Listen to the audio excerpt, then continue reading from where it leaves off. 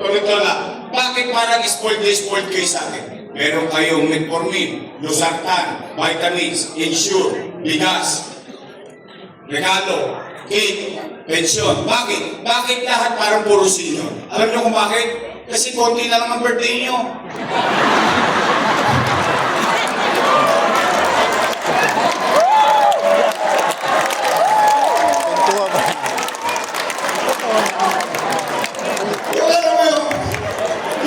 Alam mo yung para sa bahay, yung gobyerno, para sa bahay lang yan. Pag may matanda sa bahay, yung gusto mong iparamdam sa kanya, yung pagmamahal, pagbibigay ng importansya, yung pagpapahalaga. Hanggang sa huling sandali niya, gusto mo iparamdam sa kanya na may bilang pa siya. Yun. Kaya ako ginagawa yun. Yung maramdaman mo, ang tagal-tagal ko na nagbabayad ng amilyar sa Maynila. Ang tagal-tagal ko na narirahan sa Maynila. Ngayon lang ako naging number 1 sa polisiya ng gobyerno. Yun yung purpose nun. Yung kakakaunti lang yung babaguhin pa nila. Tay, kumain na ba kayo? Kasi ang kamay hindi pa kumakain? Wala ka na. Hindi pa kayo kumakain? Huwag kayo mag-alala, lilipas din yan.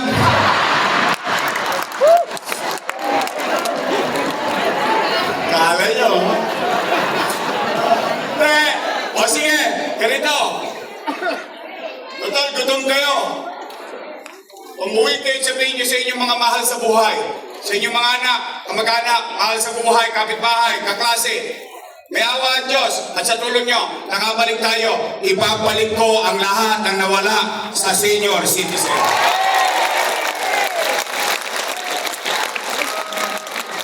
Pangalawa, totoo ba na kapag ikaw magpapacheck up sa health center, kailangan ka pa online sa schedule? Wow!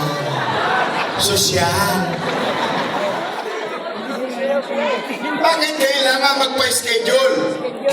Bakit kailangan online? O sige, pag-usapan natin. O, Nay, mga lolo't lola ko, yan yung malalaman. Yan yung mararamdaman. Yan yung mahalata na ang leader ng gobyerno hindi alam ang katayuan ng kanyang mamamayan. Bakit? Online, schedule. Una, anong kailangan mo sa online? Cellphone. Ano? Libre ba cellphone? Postgas ka. Pangalawa, ano pa kailangan mo? Load. Libre ba load? Postgas ka. Pangatlo, tigit sa lahat, hindi ka marunong mag-online.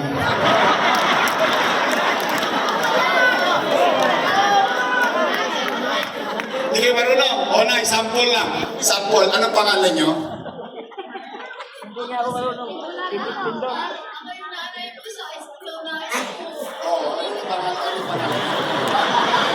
Maupo kayo, Nanay Roberta. Sample lang to, Nanay Roberta. Hindi ito mangyayari sa'yo. Halimbawa lang to. Halimbawa, si Nanay Roberta, hinahabok.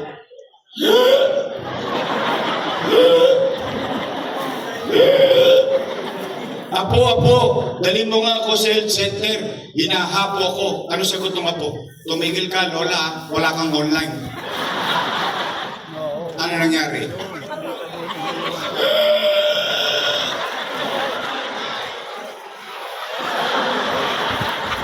Kunin mo on. It doesn't make sense. Ang health center, hindi ka gagamutin. Kasi ang health center, diyan ka magpapacheck up. Diyan ka magmimintena. Kukuha kang losartan, metformin. Yung apo mo, papabakunahan mo. Yung test food, i-check up mo. Bibigyan ng iron, bibigyan ng calcium. I-check up ka. Pag may sakit ka talaga, dadalhin ka ngayon sa ospital. Yun ang purpose ng health center. Ibig sabihin, magpapabibi lang ako. Kailangan naka-schedule pa ako. Online. Eh kung talaga mataas ang dugo ko, inatake na ako bago pa ako napunta sa health center. Tama, mali. And I will give credit where it's due. Noong panahon ko, at hindi ko lang panahon, Yung panahon ng sinundan ko, si Era, si Lim, si Atienza, si Lopez, si Bagachi, Villegas, Lacson, lahat na nagdaang mayor hanggang magpasa akin. Ang taong bayan, pagpupunta sa health center, 1-2. 1-2 sawa. Anytime na gustuhin niya para magpa-check up, pwede siya pumunta. Ngayon, online, schedule. Wow! Social. Ngayon daw, tinanggal na. Totoo ba? O tingnan ninyo, kung hindi pa ako tumakbo, hindi pa tataas ang pensyon nyo. Kung hindi pa ako tumakbo, hindi pa tatanggalin yung online na yan. Buti pala tumakbo ko. Kung nagkataon, 2 taon at 6 na buwan at marami pang taon, nagtitingang kawali ang gobyerno, hirap na hirap ang tao, walang nakikinig sa kanila. Ngayon, buti may lumaban sa kanila, kaya nila binabago.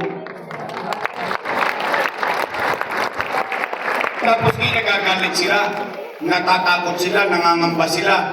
Bakit naghahanap ang taong bayan ng iba? Kayo may gawa eh. Itutuloy nyo na lang, binago-bago nyo pa. O Nay, Tay, umuwi kayo ulit ng busog ng pag-asa.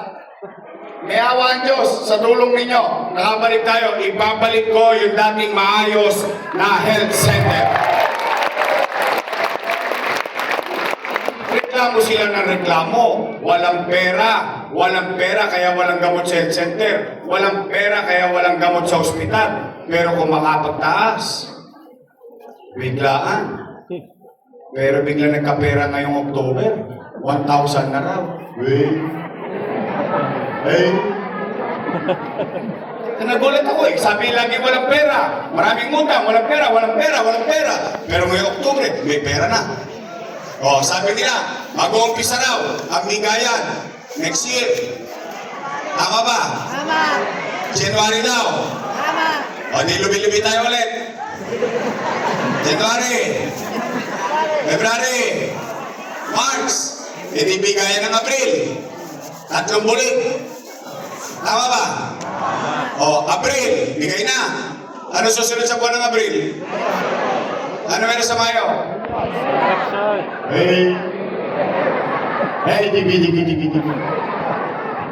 Siguro naman, alam niyo kung bakit nila ginagawa ngayon yun. Alam niyo dahilan. Bagay. Matatanda na kayo. Alam niyo na ang tama at mali. Basta ako, papanatag ako dahil alam niyo. Because I trust you. O, pangatlo, hindi ko lang kung ako lang nakakapansin nito. Kasi pag ako lang nagsabi nito, bias. Bakit? Kalaban ako sa politika eh. Ang kalaban sa politika, wala namang sasabihin maganda. Tama, mali. Kayo natatanungin ko kung napapansin nyo din. Kasi ako napapansin ko. Tay, lolo't lola, napapansin nyo ba parang dumudugyot ulit ang Maynila?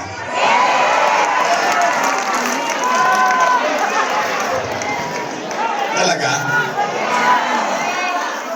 Kaya bumalik ka na. Kaninang hapon, nagdadrive ng kotse. Yung kotse niya simple. Anong ginawa? Pinagsasaksak sa Binondo. Nasa akin lang yung video. Ngayon lang, bakit ako dito? Tay, ano nangyari sa atin? Kakasaglit ko lang nawala eh. Nung araw naubos na ang mga tulongges eh. Takot na takot lahat sa Maynila yan eh. Nung araw may gobyerno sa umaga, may gobyerno sa tanghali, may gobyerno sa hapon, may gobyerno sa gabi, may gobyerno sa madaling araw. Ang gobyerno sa Maynila nung araw, walang tulong. O ngayon, Tay, 3 taon lang. Naka-recover na nga tayo. Ngayon, 3 taon lang. Balik na naman tayo square one. Number 1 na po tayo sa crime rate sa buong Southeast Asia. Ano nangyari sa atin? Bakit napabayaan na tayo ng gobyerno?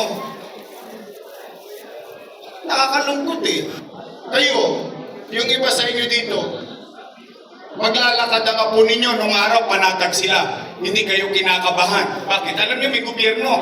Eh ngayon, makalaman naman, samahan niyo pa, apo niyo, papasok lang sa eskwela, 20 anyos na eh. Wala nang kapanatagan.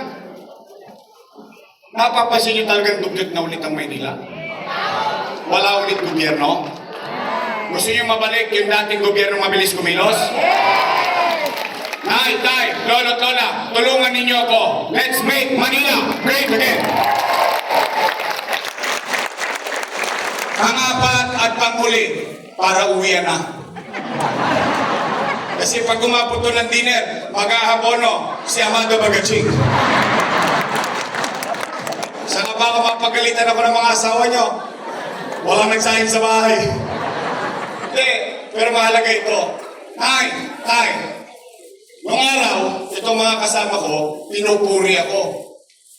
Ngayon, ako na pinakamasama sa kanila. Pero okay lang yun. Hindi naman tayo pikon. O alam naman natin, alam ng taong bayan, anong totoo. O pero may sinasabi yung mga dati kong kakampi na pumupuri sa akin, ngayon ipinapako ako sa krus. Sabi nila, si Yorme, maraming iniwang utang. Narinig niyo yun? Di ba yun ang sinasabi nila? Yun ang sinasabi nila kasi wala sila nagawa. Tama? Kaya daw wala sila nagawa dahil marami daw tayong utang. Wow. Galing. O sige. Tay, lola. Gusto niyo malaman yung sagot? Dapat lang. Pero ng taong bayan yun eh. Tama ba?